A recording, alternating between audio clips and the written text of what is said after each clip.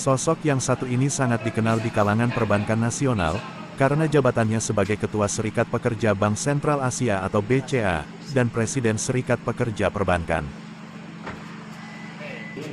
Pria berdarah Padang yang lahir di Banjarmasin ini pada tanggal 10 Juni tahun 2023 yang lalu terpilih menjadi Ketua Forum Silaturahmi Keluarga Besar Kalimantan Barat. Padahal, saat ini bapak 4 anak itu juga sedang menjabat sebagai Ketua Umum DPP Relawan Anies Baswedan Nusantara. Yuk, kita cari tahu bagaimana pria bernama Muhammad Bilal Idris itu dapat terpilih menjadi Ketua Forum Silaturahmi Keluarga Besar Kalimantan Barat, dan mengapa dia begitu senang berorganisasi.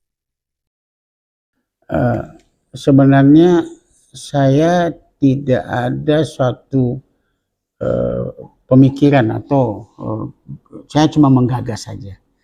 Menggagas forum warga yang ada, forum warga Kalimantan Barat ini yang ada di Jakarta. Jadi warga-warga Kalimantan Barat yang ada di Jakarta yang selama ini tidak terdengar lagi gitu. Makanya saya gagasin bikinlah forum silaturahmi. Supaya forum ini bisa mewadahi orang-orang Kalimantan Barat yang ada di Jakarta. Supaya mereka bisa bersilaturahmi, ya kan? Makanya kemarin kita adakan silaturahmi, forum silaturahmi. Di dalam pertemuan itu, karena kita ada agenda diskusi, selain silaturahmi itu ada agenda diskusi, mendiskusikan forum ini bentuk suatu wadah, tapi bukan suatu organisasi, tapi wadah forum. Akhirnya kan harus ada pengurus.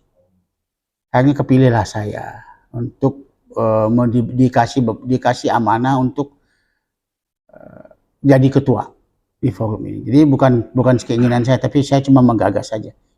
Jadi motivasi dan visi misi saya adalah banyak kawan-kawan kita yang ada di Jakarta ini tidak ada wadah untuk silaturahminya. Kadang-kadang mereka bikin kelompok ini, nah tidak ada yang mewadahi. Saya bikinlah satu wadah ini menjadi suatu forum yang mana semuanya bisa berinteraksi, bisa bersilaturahmi, tahu teman-temannya di mana. Di dalam WA itu kan penuh tuh semua, hampir 80 sampai 100 orang di situ. Jadi dia tahu misalnya ada musibah apa, kita tahu semuanya di forum. Nah, gagasan itu yang selalu saya inginkan supaya adanya satu organisasi yang wadah atau organisasi yang, tapi ini bukan organisasi, ini berupa forum aja. Warga Kalimantan Barat di Jabotabek bersatu, solid, berjaya, karma. Tujuan yang kira-kira ingin dicapai dari organisasi itu apa, Pak? Tujuan yang kira-kira saya mau capai di dalam kita diskusi kemarin itu adalah bisa mengadakan di dalam warga kita yang di Jakarta ini ada kan pengusaha, ada dia punya UKM, jadi bisnis lah sebenarnya, dan bicara sosial juga, dan bisnisnya banyak yang begitu kita ketemu kemarin banyak semua yang punya bisnis yang bagus-bagus.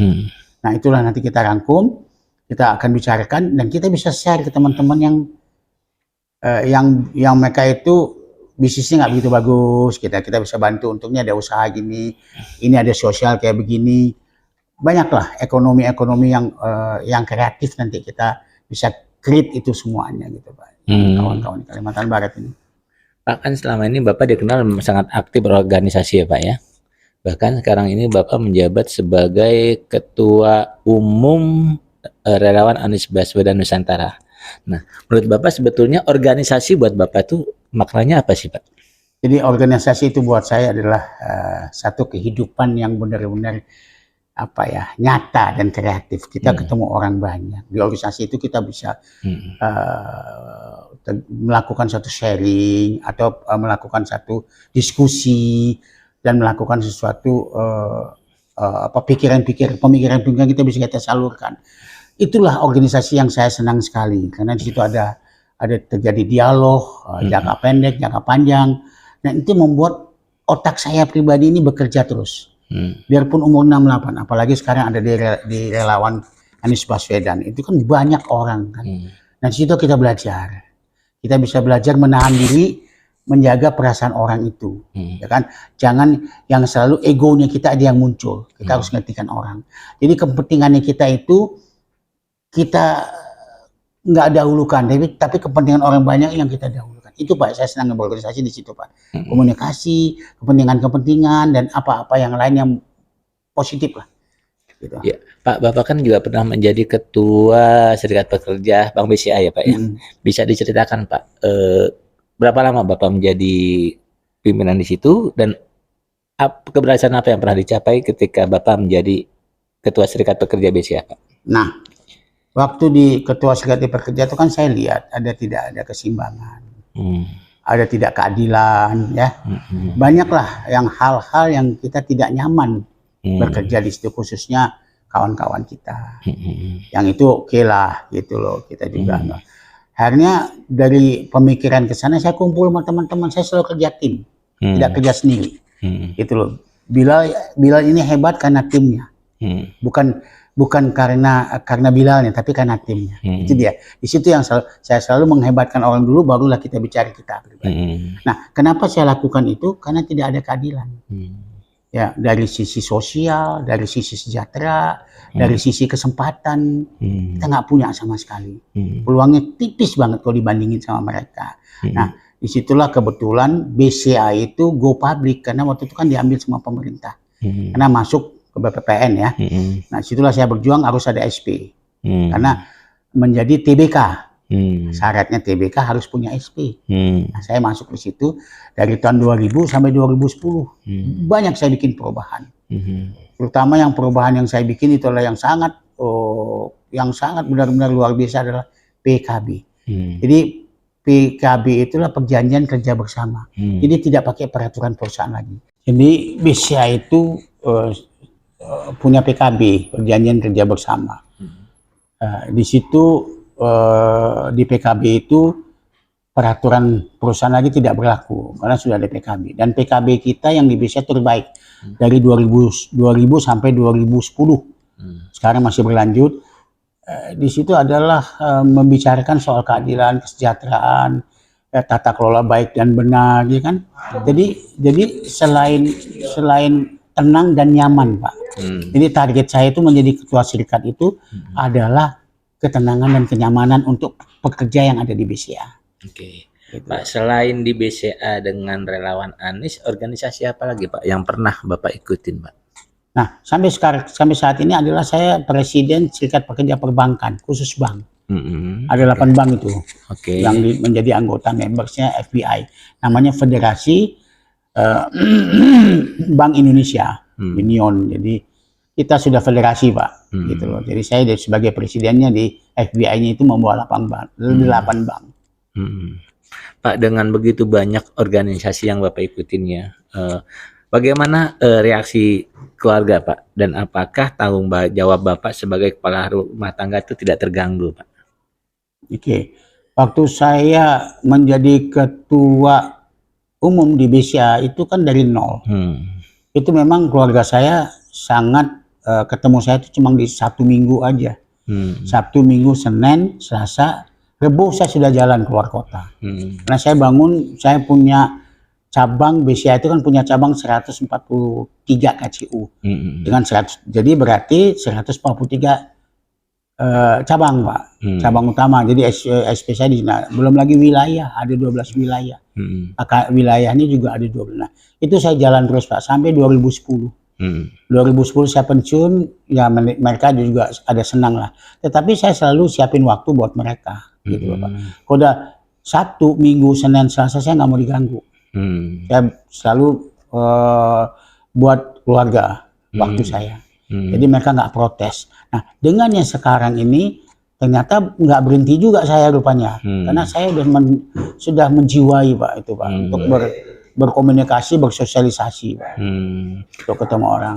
Oke, Pak, Bapak sekarang kan menjadi ketua relawan Anies Baswedan Nusantara dan juga ketua forum silaturahmi keluarga Kalimantan Barat Dan presiden FBI. Nah, 3 organisasi itu kan menuntut tanggung jawab dan pasti ada goal yang ingin dicapai. Ya. Nah, bagaimana Bapak membagi waktu agar ketiga organisasi ini bisa mencapai goalnya Pak?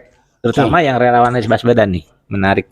Oke, kalau yang 1-2 itu karena saya melakukan sesuatu organisasi itu by system, Hmm. teamwork. Hmm. Jadi bukan ketergantungan kepada ketua. Hmm. Kita punya timnya kita kerjasama dan kita jalan terus. Target kita ialah untuk federasi, yaitu mereka nyaman sekarang kerja di bank. Nggak ada yang berani menzolimi, bukan memarahi, tapi diktator gitu loh, sekarang di bank. Nah, kalau untuk di forum silaturahmi ini terus terang aja kan baru nih sama relawan, ya kan. Tapi saya sudah pengalaman di beberapa organisasi, saya bikin tim yang solid, teamwork. Jadi tim itu bekerja, Pak. Jadi bukan saya yang bekerja sendiri, tadi tim yang bekerja. Jadi bebannya tidak berat. Saya cuma tanggung jawabnya aja. Tanggung jawabnya sebagai leader. Makanya dituntutlah sebagai leadership. Nah, orang itu yang dilihat leadershipnya, Pak, kemampuan itu jadi memimpin. Jadi bukan pemimpin, tapi memimpin, gitu loh, Pak. Mimpinlah pakai hati, gitu loh. Bangunlah komunikasi dengan baik, gitu loh, Pak. Hargailah mereka, biarpun saya sebagai ketua, tapi mereka juga punya harga diri. Itu, Pak, yang saya selama ini tidak punya beban. Nah, keperluan apa-apun buat organisasi, saya usahakan untuk memfasilitatorkan untuk di organisasi itu, Pak, keperluannya. Oke, Pak, kalau untuk ketua relawan ini Anies Baswedan Nusantara, target yang ingin Bapak capai apa dan bagaimana Pak merealisasikannya, Pak? Saya punya satu konsep ya. Target yang harus kita harus dapat adalah Anies Presiden. Itu utama. Nah, bagaimana Anies Presiden, prosesnya harus kita lihat. Relawannya kita bikin militan, Pak. Bukan cuma ketemu buang, tapi begitu ini dia nggak bisa juga membantu kita mencari relawan yang lain gitu loh. Jadi relawannya harus militan. Jangan apa ya. Jadi saya sebagai pemimpin relawan yang di sini ini bukan kepentingan saya, ada kepentingan organisasi saya utamakan. Nah, relawannya yang kita harus solidin dulu, harus militan. Supaya nanti di tanggal hari hanya kita udah siap dengan apapun keadaannya. Apapun ini udah siap, karena kita ditanamkan ke relawannya begini.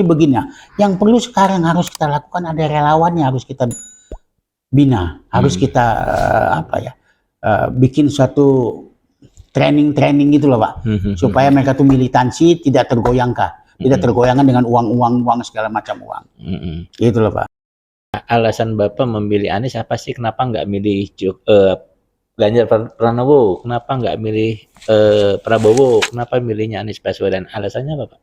Alasannya gini, saya dulu 2 kali saya adalah relawannya Prabowo. Saya bukan kecewa sama dia, tetapi memang nggak pas saja. Nah, begitu sekarang kenapa saya Anies, saya lihat rekam jejaknya. Rekam jejaknya tuh ikon loh, Pak. Ikon, kita bisa memilih dia karena dia punya rekam jejak yang bagus banget sekali. Jadi semuanya itu kalau orang mau jadi pemimpin, lihat rekam jejaknya dia. Coba kayak Ganjar, kan kita rekam jejaknya Prabowo, ya begitu aja. Begitu lihat Anies, luar biasa banget, Pak. Itu rekam jejak nggak bisa kita pungkiri. Itu sebagai ikonnya Anies, rekam jejaknya. Kenapa saya pilih Anies? Luar biasa itu orang. Oke, makasih Pak ya.